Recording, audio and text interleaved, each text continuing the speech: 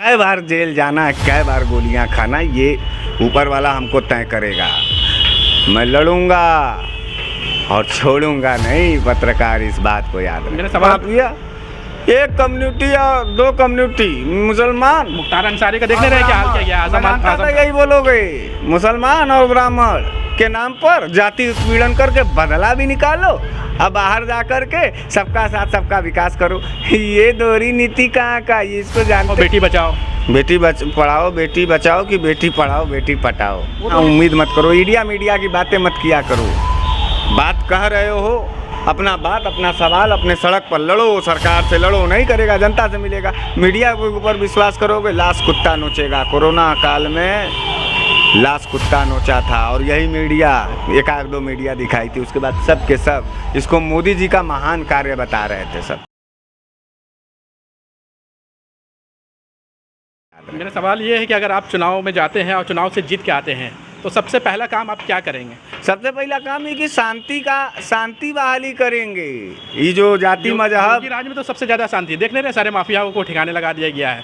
सारे माफिया जो है जेल के अंदर में है या फिर उत्तर प्रदेश को छोड़ करके भाग गए हैं। माफिया एक कम्युनिटी और दो कम्युनिटी, मुसलमान मुख्तार अंसारी का देखने रहे क्या हाल किया तो यही बोलोगे, मुसलमान और ब्राह्मण के नाम पर जाति उत्पीड़न करके बदला भी निकालो, अब बाहर जा कर के सबका साथ सबका विकास करो। ये दोहरी नीति कहाँ का, ये इसको जानते हो क्या कहा जाता है? अरे कलेजा है तो ललकार के चिल्लाओ ना। भारतीय जनता पार्टी और आरएसएस वालों से मैं कहता हूँ, अगर है दम तो कहो खुल करके कि मैं ब्राह्मणों से विद्रोह करता हूँ, मैं मुसलमानों से नफरत करता हूँ, ख़त्म कर दूंगा। हिम्मत भी नहीं है। सबका साथ सबका विकास चौक ले रहा है और अंदर अंदर शेर बनेंगे।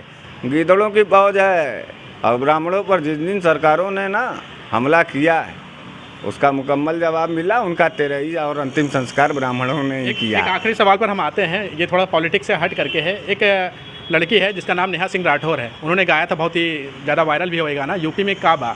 उसके बाद एक बहुत बड़ा तबका जो है उनको लगातार सोशल मीडिया पर ट्रोल किया है। और तबका नहीं, वो भारतीय जनता पार्टी की पूरी IT सेल और भारतीय जनता पार्टी की विचारधारा।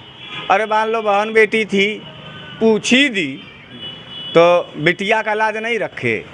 बताओ, बिटिया लड़कियों से जलते हैं ये सब। बच्चों को, बहन बेटियों को बड़ी गंदी निगाह से देखते हैं ये भाजपाई।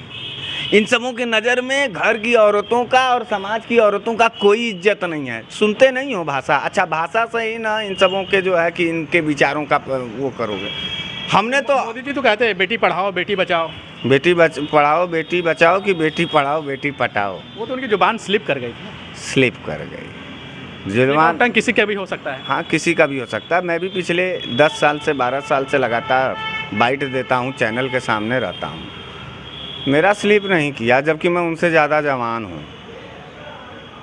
जानते हो, जब सोच तुम्हारी वैसी रहेगी तो शब्द तुम्हारे वैसे निकलेंगे। आप इतना ज़्यादा बोल रहे हैं, आपके साथ भी बड़ी कार्रवाई हो सकती है। अरे मर जाएंगे और क्या, तुमको ज़िंदगी की लालच है, तुम जाके गुलामी करो। पत्रकार, मैं बनारस वाले मिश्रा जी हूँ और मैं बनारस में ही जीऊँगा और मरूँगा तो मोक्ष पा जाऊँगा। तुम्हारी गुलामी की ज़िंदगी तुमको मुबारकबाद, और मेरी शानदार और तेरहबाज की ज़िंदगी मुझे मुबारकबाद। अच्छा, इस चुनाव में कहा जा रहा है कि जो फाइट है वो कांग्रेस और समाजवादी पार्टी और भारतीय जनता पार्टी के बीच में है। तो इस चुनाव में आप कांग्रेस को कहाँ देख रहे हैं और बहुजन समाजवादी पार्टी MIM वगैरह को कहाँ देख रहे हैं? नहीं, देखो मित्र, बात तो बड़ा एकदम फंसा के पूछे पत्रकार। इस पर सोच के जवाब देना होगा और मैं सोच रहा हूँ। मेरे दिमाग में भी बात आ गया है। सपा ने पिछले 5 साल में जिसका वोट बैंक वो अपना छाती पीटते हैं माइनॉरिटी का। बताओ, तबलीगी जमात के नाम पर जब पूरे उत्तर प्रदेश के मुसलमानों पर हमले हो रहे थे, समाजवादी पार्टी कहाँ थी? बताओ, जब CNRC में पूरे प्रदेश को योगी बाबा जलवा रहे थे और मुसलमानों के नाम पर दंगा और हिंसा और मुकदमे और जेल भरे जा रहे थे, तो कहाँ थे? सब अंदर मिला जुला सरकार है। और बहन मायावती जी का चुनाव चिन्ह ही खाली हाथी है, विचार हाथी जैसा नहीं है कि सबको रौंद दे। बोल नहीं पाई। नरेंद्र मोदी और अमित शाह थोड़ो नहीं है कि सरकार में बड़े पद पे रहें और पार्टी का काम करें। अरे नरेंद्र मोदी भारत के प्रधानमंत्री थे, उनको तो ला जाना चाहिए। पहला ऐसा प्रधानमंत्री है जो पद पर रह करके अपने पार्टी का प्रचार करता, और इससे पहले के भी लोग जो प्रधानमंत्री थे वो पार्टी का प्रचार नहीं करते थे पद पर। तो इन सबों को तो खाली चुनाव लड़ना है। ये सब सिर्फ मलाई और सत्ता खाने वाले लोग हैं, प्रचार करता है। तो इन सबों की बात छोड़ो पत्रकार। अब थोड़ा हम अलग मुद्दे पे आते हैं, हम लोग अपने पेशे पे आते हैं। इस दौर में जो आप मीडिया का हाल देख रहे हैं, ख़ास तौर से इलेक्ट्रॉनिक मीडिया, प्रिंट मीडिया का जो हाल देख रहे हैं, आप क्या सोचते हैं कि एक तरफ वो एक खास पार्टी को बहुत ज़्यादा कवरेज देते हैं, दूसरी तरफ आप भी हैं और अन्य पार्टियां भी हैं, उनको ब्लैकआउट कर दिया जाता है या फिर उनको बुलाया जाता है, अपने स्टूडियो वगैरह में बुलाते हैं वो लोग, तो बेइज्जत करते हैं, एक प्रोपेगेंडा चलाते हैं। आप इसको किस तरह से देख रहे हैं? देखो पत्रकार, मीडिया का रुख देखने के बाद तुमको ये एहसास होना चाहिए कि इस देश में, इस देश के जो नागरिक हैं वो भी ईमानदारी से अपने देश से प्यार नहीं करते। अगर मीडिया के लोग अपने देश, अपने तिरंगा से प्यार करते तो वो किसी भी एक खास पार्टी का पैरोकारी ना करते। जानते हो, ज़मीर बेचने का पैसा मिल रहा है, लोग अपनी रोटी और मलाई खाने के लिए हमारे और तुम्हारे जैसे गरीबों की रोटी पर डकैतियाँ डालना महान पुण्य का काम बता रही हैं। चोरों के साथ मिल करके चोरी का कलम चलने जब लगे तो मुकदमे चोरी की लिखे जाते हैं। चोर सरकार में चोर लोग हैं, इसलिए इनसे यहाँ उम्मीद मत करो। मीडिया की बातें मत किया करो।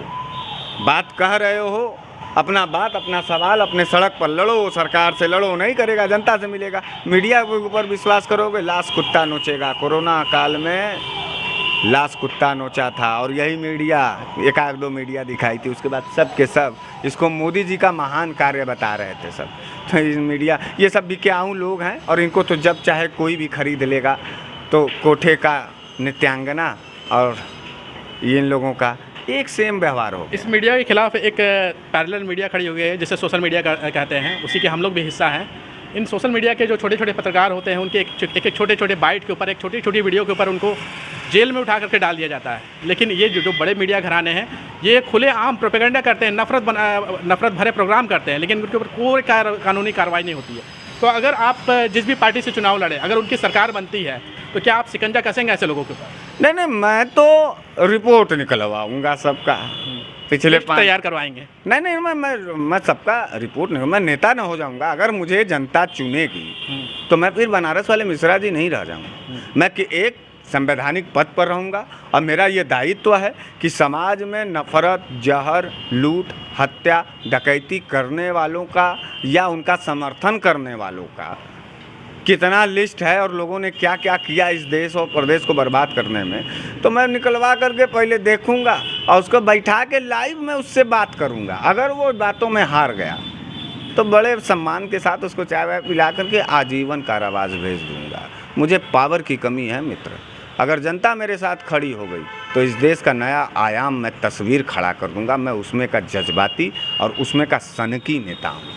आखिरी सवाल पे आते हैं, इसके बाद हम अपना इंटरव्यू ख़त्म करेंगे। जब भी चुनाव शुरू होते हैं, आमतौर पे देखते हैं कि बॉर्डर पे हमले हो जाते हैं, लेकिन इस बार थोड़ा कुछ अलग देखने को मिला। चुनाव जैसे शुरू हुए हैं तो जगह जगह धर्म संसद हुए हैं और उस धर्म संसद से ऐसे ऐसे स्लोगन दिए गए हैं, एक तबके के खिलाफ जेनोसाइड का हुक्म तक जारी कर दिया गया।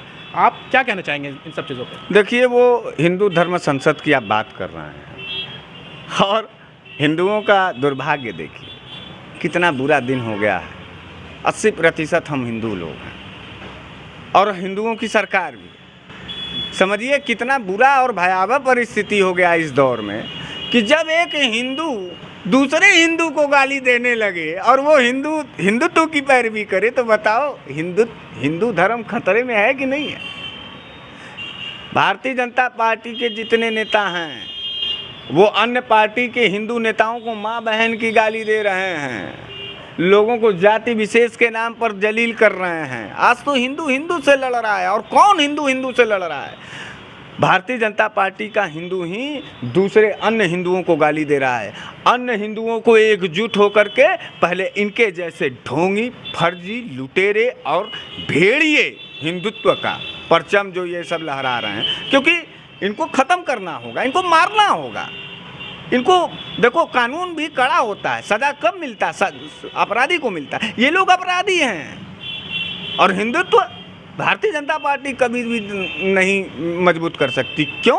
क्योंकि हिंदू भारतीय जनता पार्टी सबसे ज़्यादा हिंदुओं को गाली देती है। उनका फेसबुक उठा के देखिए, उनका IT सेल उठा के देखिए, बहन हो, बेटी हो, किसान हो, नौजवान हो, सब हिंदू हैं। माँ बहन की गाली दे देगा, आतंकवादी कह देगा। ये टेक्निकल बात है, सोचने वाली बात है। तो ये सब हिंदुत्व नहीं मजबूत कर रहे हैं, ये सब भारतीय जनता पार्टी के चापलूस हैं और जूता चाट करके RSS कार्यालय का 2 जून की रोटी कमा रहे मरे और गहले लोग हैं। इनके ऊपर रहम करो, इनकी बात मत किया करो। पत्रकार पागल हो जाओगे एक दिन। बहुत बहुत शुक्रिया बोलता भारत के साथ बात करने के लिए। बहुत बहुत धन्यवाद।